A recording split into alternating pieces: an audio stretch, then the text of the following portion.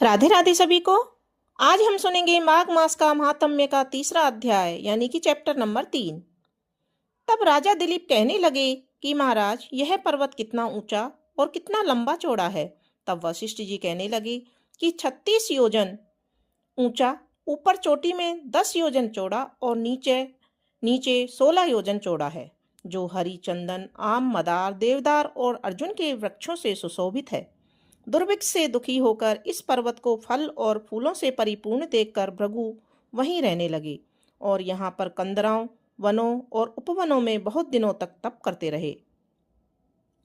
इस प्रकार जब भृगु ऋषि वहां पर अपने आश्रम में रह रहे थे तो एक विद्याधर अपनी पत्नी सहित उतरा। वे अत्यंत दुखी थे।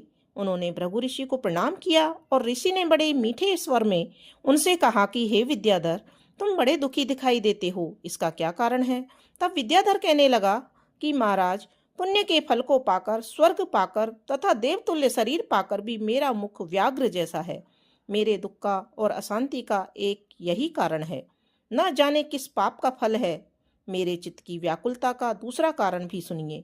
मेरी पत्नी अति रूपवती, मीठा वचन बोलने वाली, नाचने और गाने की कला में अति प्रवीण, शुद्ध चित्त वाली, सातों सुरों वाली, वीणा बजाने वाली, जिसने अपने कंठ से गाकर नारद जी को प्रसन्न किया, नाना स्वरों के नाच से वीणा बजाकर कुबेर को प्रसन्न किया, अनेक प्रकार के नाच ताल से शिवजी महाराज भी अति प्रसन्न और रोमांचित हुए। शील, उदारता, रूप तथा यौवन में स्वर्ग की कोई अप्सरा भी इस जैसी नहीं है। कहाँ ऐसी चंद्रमुखी स्त्री और कहाँ मैं व्याघ्र मुख वाला। यही चिंता सदैव मेरे हृदय को जलाती है।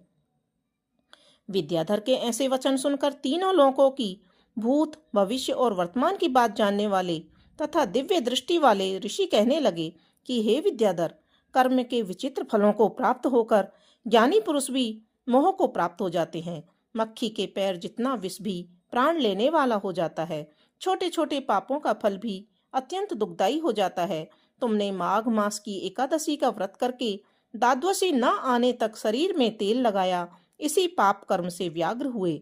एकादशी के दिन उपवास करके द्वादशी को तेल लगाने से राजा पुरुरवा भी कुरूप शरीर को पा गए थे। तब वे अपने कुरूप शरीर को देखकर दुखी होकर हिमालय पर्वत पर देव सरोवर के किनारे पर गया था। प्रीतिपूर्वक शुद्ध स्नान कर कुशा के आसन पर बैठकर भगवान, जिनके कमल नेत्र, शंख चक्र गदा पद्म के धारण करने वाले, पीतांबर पहने, वनमाला धारण किए हुए विष्णु जी का चिंतन करते हुए राजा पुरुरवा ने 3 मास तक निराहार रहकर भगवान का चिंतन किया। इस प्रकार 7 जन्मों में प्रसन्न होने वाले भगवान राजा के 3 महीने के तप से ही अति प्रसन्न हो गए और माघ मास की शुक्ल पक्ष की एकादशी को प्रसन्न होकर भगवान ने अपने शंख के जल से राजा को पवित्र किया।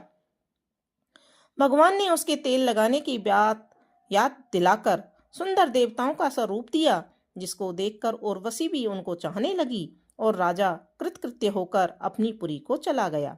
भृगु ऋषि कहने लगे कि हे विद्याधर, इसलिए तुम क्यों दुखी होते हो। यदि तुम अपना यह राक्षसी रूप छोड़ना चाहते हो तो मेरा कहना मानकर जल्दी ही पापों को नष्ट करने वाली हेमकुट नदी में माघ में स्नान करो, जहाँ पर ऋषि सिद्ध देवता निवास करते हैं।